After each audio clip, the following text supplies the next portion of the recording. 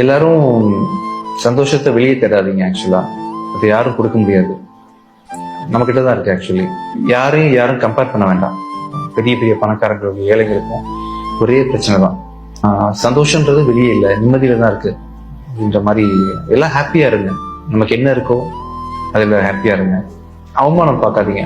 அந்த அவமானமோ உயர்வோ தாழ்வோ இன்னொருத்தவங்க கொடுத்து நமக்கு வரப்போகிறது. நாம நம்மளை பத்தி என்ன நினைக்கிறோன்றதான் லைஃப்ல முக்கியமே. ரொம்ப அப்படி பண்றாங்க இப்படி பண்றாங்க எதையுமே தவறா நினைக்காதுங்க. அது அப்படிலாம் முட்டை உங்க மனசு அப்படியே இறுகி நீங்க அப்பதான் பர்சனாலிட்டியா மாறுவீங்க. நிறைய நடந்திருக்கேன் என் லைஃப்ல அப்படின்றதுனால அதெல்லாம் மாத்தி இப்ப நான் ஒரு மாதிரி தெரியுறேன். என்ன பாக்குறது வித்தியாசமா இருக்காரு.